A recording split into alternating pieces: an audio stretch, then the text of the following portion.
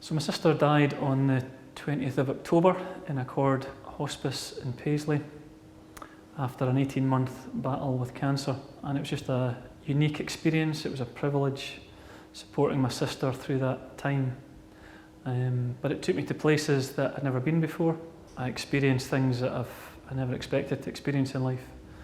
Nothing prepares you for a loved one going into hospice and dying.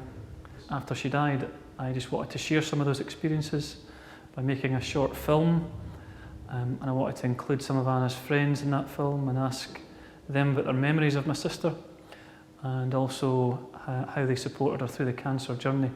Yeah, I just wanted to make this film just to see if it would maybe help others coping with terminal illness and grief, and just hopefully through sharing some of my experiences, the family's experiences, and some of our friends' experience, maybe it'll help others.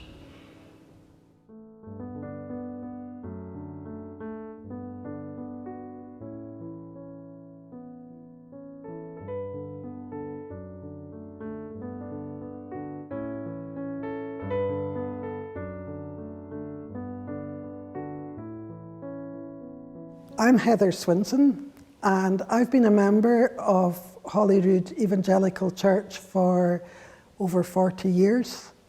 And I've been a friend of Anna's over a good number of years. This is a book I made for Anna's 50th birthday in May following her diagnosis. The first thing to say about Anna was, whenever you met her, you met a striking personality.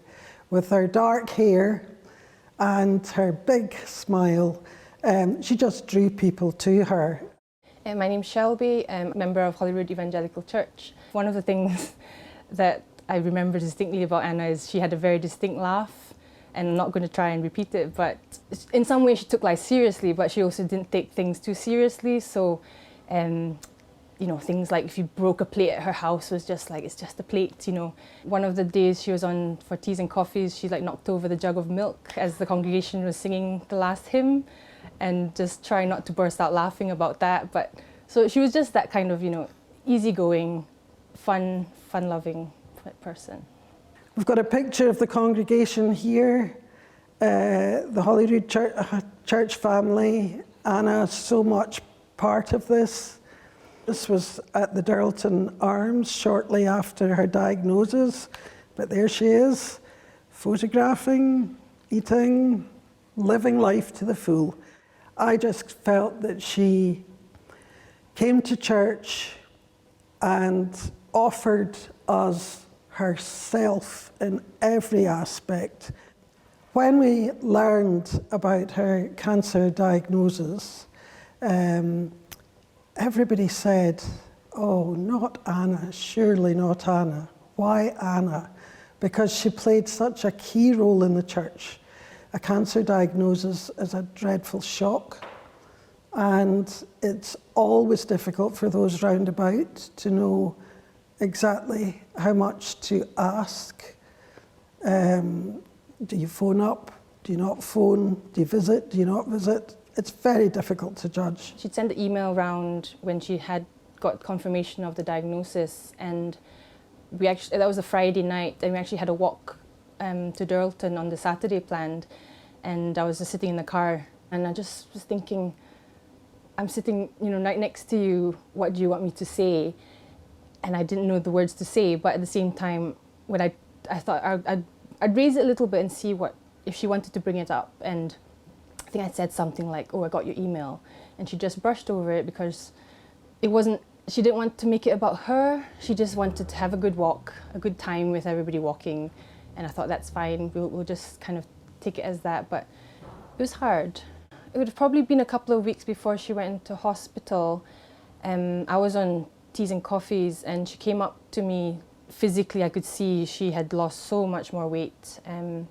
Her abdomen was very bloated, her legs were swollen, so I knew things had come to that stage, but she just wanted to have a normal conversation with me. One of the things that was important was just trying to make every conversation we had as normal as possible, because there was the temptation, a bit selfishly, to ask, you know, how are things going? Where are you at in your cancer? What stage, you know, the nitty-gritty that isn't important actually. It's the important thing is just actually spending the time with your friend and just making things as normal as possible, because that's what Anna wanted. She wanted it to be as normal as possible for as long as possible.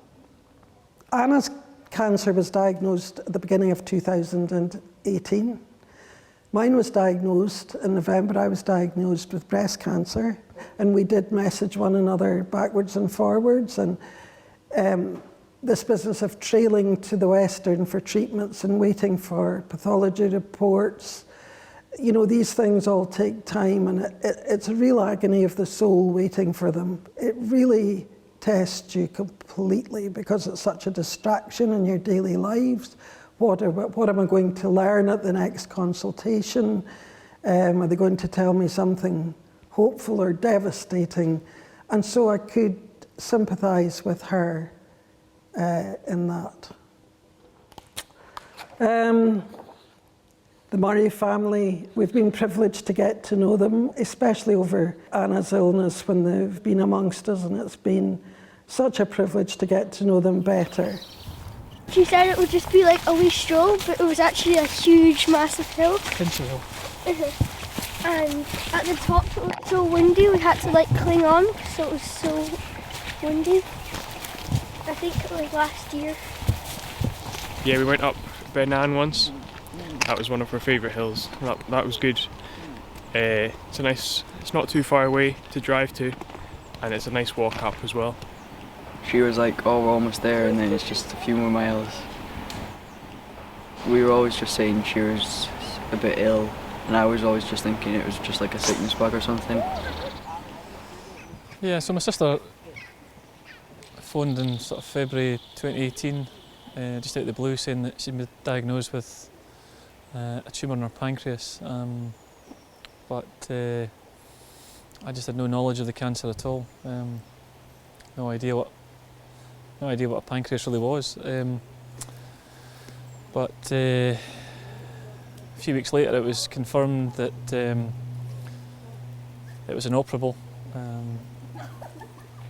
Pancreas is surrounded by a lot of internal organs. It's very hard to get at, and it was quite advanced by that stage. I think the thing that shocked me was just how quickly my sister deteriorated. Pancreas is very important for digestion, so it immediately affected her eating. She lost a lot of weight very quickly. So by her 50th birthday, just about 2 or 3 months later, she was sort of painfully thin. She was really struggling to eat. So it was a very cruel cancer because obviously eating is very sociable, and you can't really eat with other people. You can't really go out to restaurants. You can't eat very much. She also kind of lost her taste buds, partly because of the treatment, the chemotherapy. She's on tons of medication. So, and it also obviously affects your self-esteem in terms of, you know, the treatment. Obviously, losing your hair, becoming painfully thin, obviously affects your self-esteem. So, and the thing about pancreatic cancer is there's such a low survival rate. It's only about 9% survive beyond about 5 years. So as soon as you mention pancreatic cancer to people, they immediately react in a very shocked way, because they know it's such a serious kind of cancer with such a low survival rate. Most other cancers, the survival rate's improved dramatically over the last few years, but with pancreatic cancer, it's been a very, very marginal rise in survival rates. It's still one of the worst cancers for dying quickly. So.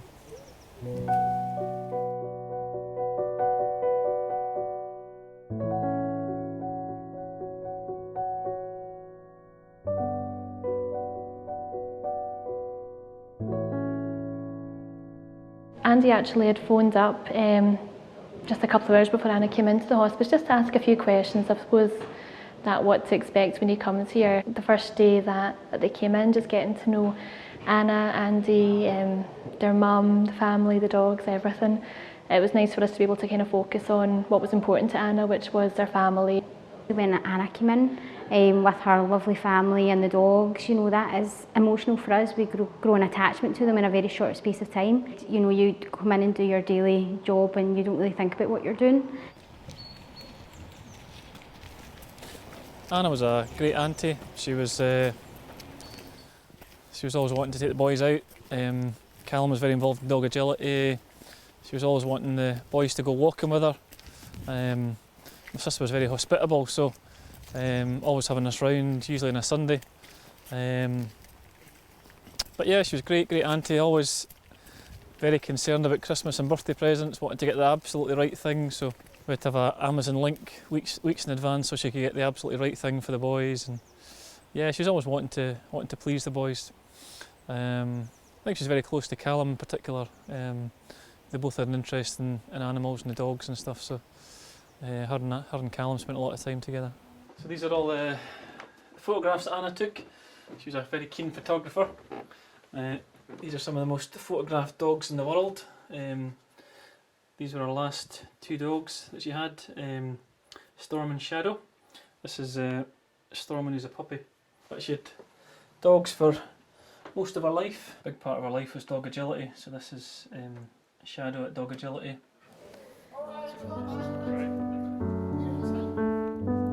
It keeps us fit, keeps our dogs fit, keeps your mind active because you have to learn the courses, so it's really good for you, for getting your brain to work. And it's a community, everybody in agility knows everybody. If you're having good times, we're all having good times. If you're having bad times, there's people that support you. That's the main thing about agility, it's a family and we basically all help each other. Yeah, so Anna had two dogs. She had Storm and Shadow. She had Shadow for about 10 years, Storm for about 3 years. So she's run them both in dog agility. She was part of two different dog agility clubs, Excel and Woodside. So it's a big passion of hers. We were at a big dog show the day after her funeral, so it was quite emotional. They had a minute's applause for her when we arrived. So, but yeah, it's good to be back. I think it's good for Storm to be here. So. We just thought she was on a diet, starting to lose weight. I had a joke with her about it at first, and then she came in and. Because we're in the class, obviously the same class, and it was just having a joke with her, and she never told anybody. And then she came in one night after training to me and my wife and told us what was wrong with her. And that was what, maybe 2.5 years ago now, maybe 2 years ago. So we thought, oh, well, that's not very good, and that was it. So yeah, we just let her. And she's right, just come whenever you want. Didn't bother paying a member because we take people monthly payments up front. It's like a gym club type of thing. We just let her just come whenever she felt up to coming. But she was still coming, even when she was like no well, like really no well. You could see she wasn't well. But she was still coming and still do things with her dog and that, you know, because she still wanted to be doing stuff with her dogs, which is great. So just encourage her to come, and then until she stopped coming. I mean, nothing prepares you in life for when, you know, a loved one phones you and says that they've got cancer and it's inoperable and they've got potentially a few months to live. There's nothing really prepares you for that. I found it particularly difficult breaking the news to my parents. Obviously we had another sister, they had another daughter that had died when she was 14, Linda. So it was a double blow, a double trauma, I suppose. But you just don't know what to do really. I suppose I went to all the appointments with my sister, you know, I sat through them with her, tried to help her practically and so on, but yeah, there's just nothing prepares you for these kind of things in life. You feel very out of your depth. I think there's a certain loneliness in terms of depth of experience, both in terms of supporting somebody through terminal illness and then death and grief.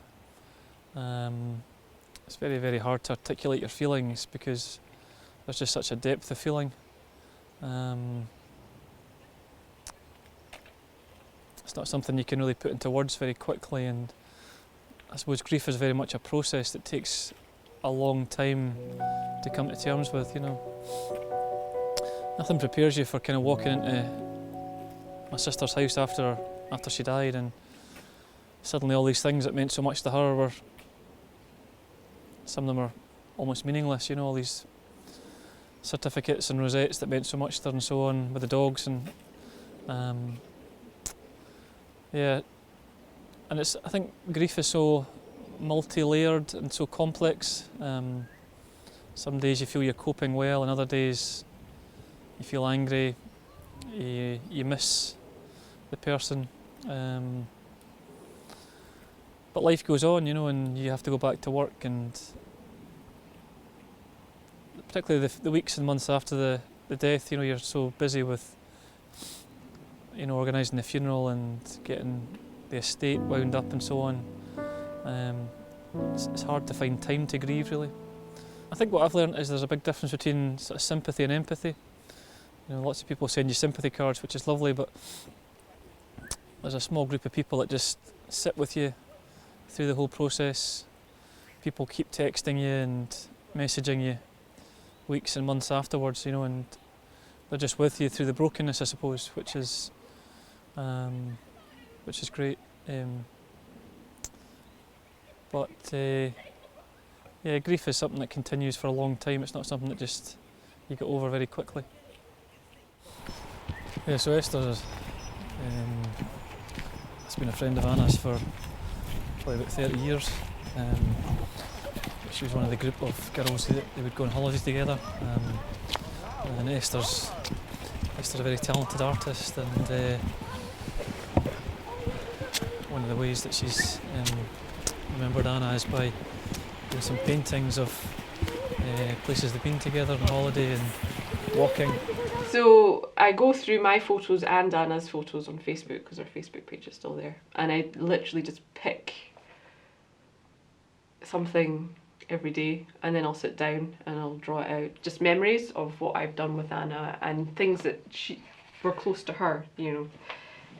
So the first one I started with was Oban. So Anna and I were brought up just in the Free Church manse, just out the picture here. Oh. But we would spend most Sunday afternoons walking up to McCaig's Tower up here, up the hill with, at the time, our wee Westie. So the next one is Tinningham Beach. That was quite often over her birthday weekend. We'd end up going to Tinningham Beach as part of the day. Yeah, it's Anna, and I think that's Shadow. Cool. And I put this one in because Anna just loved her sheep. Anna was constantly quizzing us on different sheep. I know. Every hill walk. It's the only thing I know anything about is sheep now because of Anna. Yeah. All different types. Yeah. So blackface. So blackfaces. Cool. What amazed me when every time you went out with Anna on a trip somewhere, she always knew the exact places to stop. Yes. And the exact hotels and coffee shops and stuff. No, she was very good at it. It's all in the timing, she used to say as well. It's like, we would go out and it'd be wet to begin with, and then all of a sudden the sun would come out and you're like, it's all in the timing. And this is a favourite place as well. This is Torridon. She loved walking up in Torridon. Just loved the northwest area. Anna just loved her garden.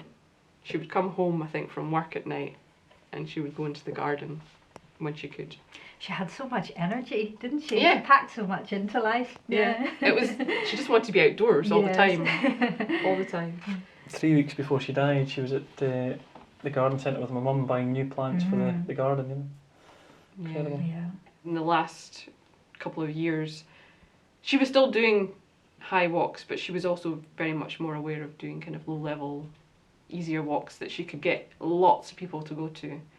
And the Kelpies were her favourite. She did it quite a few times, kind of along the canal with the dogs, and just lots of different people would come and join her. She just loved to be around people. Yeah, I think that was the thing about her walks, wasn't it? She always seemed to attract loads of people, and I was always amazed between the walks and all the events in the house. She always seemed to gather people that were lonely, so like you know, maybe international students and things, and used to have the most incredible mix of people. Oh, yes. So you're doing a painting a day through the whole of November. Yes. And you're raising funds for Pancreatic Cancer UK. Yes. So how much have you raised so far? 915, I think. Wow. So your original target was 500, is that right? Yes. So you've raised almost 1,000. Yeah. That's fantastic. Yeah, it's amazing. it's just so nice to see just how much she touched so many people that, you know, the amount of people that have donated, it's just, and all the little kind of comments and memories that they've kind of shared with me as well. My sister Anna was a very strong Christian, and death held no fear for her, and we knew she was going to be with her Saviour. But the process of death is still difficult. I think C.S. Lewis said he didn't realise there was so much fear in death, and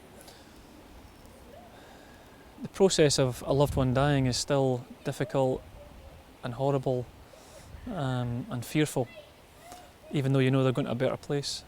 I mean, it's lovely to be at her funeral. It was there's so much joy and hope because she was such a strong Christian. But it didn't make the process of death any easier. But in terms of my own faith, I took tremendous comfort in the Word of God. The last few verses of Habakkuk became very precious to me. Though the fig tree does not bud, and there is no fruit on the vines, though the olive crop fails and the fields produce no food, though the flocks disappear from the pen and there are no herds in the stalls, yet I will celebrate in the Lord. I will rejoice in the God of my salvation. The Lord, my Lord, is my strength. He makes my feet like those of a deer and enables me to walk on mountain heights. Even if things are difficult, even if things are bad, God is still your strength and your salvation and your security, and a real trust in the sovereignty of God, that through the darkest times He will bring you through, and also just the purpose there is in suffering. I think even in a small way, I think I've been able to help a number of other people through their grief and through their dark valley, I suppose, by some of the stuff I've written, and just getting alongside some other people. So I suppose it's about not wasting your suffering, it's about not wasting your grief. You know, it's for a purpose, but it's difficult to see that purpose at the time. But I think that's what the Word of God gives us in the lament psalms, psalms like Psalm 13. You know, when people are in the depths, they cry out to God, and even when you can't always have a full sense of God's presence and love, you know He's there, you know He's guiding you, and that's a great comfort. Yeah, so we wanted to speak to David and Amanda. They were very close neighbours of Anna's in Curry, but they were also school friends, so we wanted to speak to David and Amanda just to explain that. I came home one day and I said to David, I see this girl walking a dog and I'm sure I know her from school. And then I thought, how bizarre is that? That can't possibly be right. And then I saw her again and I saw her again. And then I said to David, see, one day I'm just going to stop her and say, you don't come from Oban, do you? Because Oban folk do that, yes. And I thought, she'll either think I'm totally mad or she'll be the person I think she is. And she said, yes. And we immediately sort of recognised each other, which was lovely. And really from then on we became friends, and because we both had the dogs, we had that common link. You know, we talked about our faith, we shared things about our faith, which was great, and it was just lovely to get to know her again. And it's amazing when you do bump into somebody, how often then you start seeing them, and it's the one that said we'd be walking the dog and Tara would hair off because in the wind there was a sniff of Anna and the dog somewhere along the line, and she'd be round the corner, we'd be chasing after her, so it's lovely. Yeah, So yeah, it was good. It was and lovely. Were you involved in taking her to the hospital appointments sometimes? Yes, we did that a couple of times as well.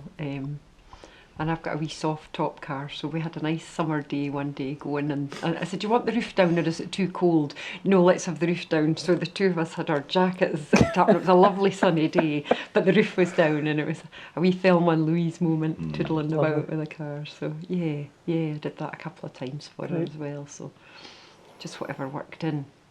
Yeah. The laugh, the smile, just the dogs, just the energy for life that she just grabs. It doesn't matter what she was doing. If she was Sundays, we'd walk on the dog about a Sunday 4 o'clock. That was the normal, and there'd be a trail of folk out with Anna for the walk, and that was our standing joke, wasn't it? Yes. I wonder how many folk Anna will have this Sunday. How many folk she had for lunch, and then a walk on a Sunday afternoon after church. And I don't think my impression of who she was is that she never left anybody out. You know, if there was somebody she was always watching out for whoever was maybe on the sort of outskirts of anything, is my impression of her, and she would always want to be including somebody. And I never ever heard her being unkind about anybody ever, which is an amazing quality, you know, because we all get fed up with each other and we all just, can't be bothered or whatever, but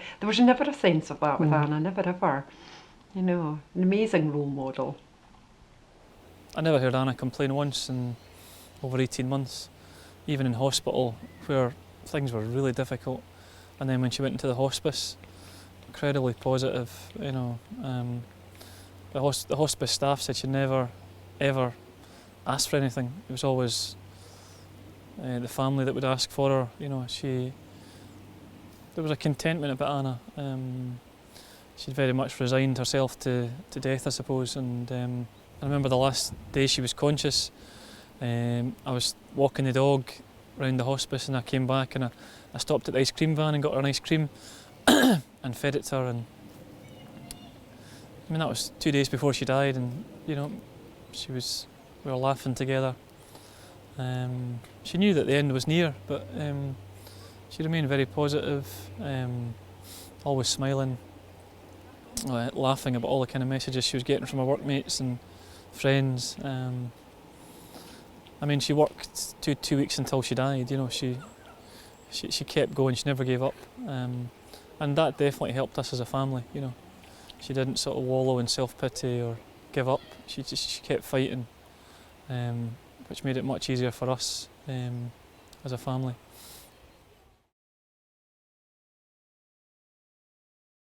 Anna's legacy is that she put God first in her life, but she also just invested massively in relationships, you know, and she just didn't accumulate stuff. She just wasn't into material things. She just loved people. She loved family. So it wasn't difficult for her to separate from that stuff, I suppose, when she died. But it was very difficult for her to separate from the family she loved. I suppose when I look back on the 18 months of my sister's illness, she didn't waste a moment. She kept working almost to the end. She kept investing in relationships. She kept doing all the things she loved. She kept walking.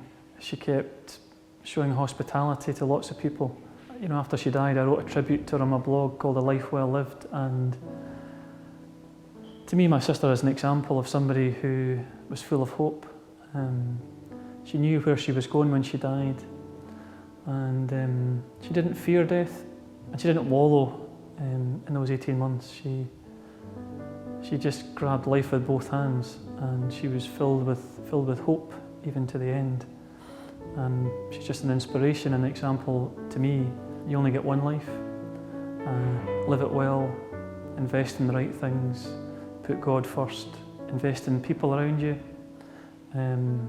love the stranger, love the person who's in the margins of your social circle, your church, your society. My sister embodied all these things. I think she's an example of a life well lived with the right priorities, and it was just a privilege and an honour to know her.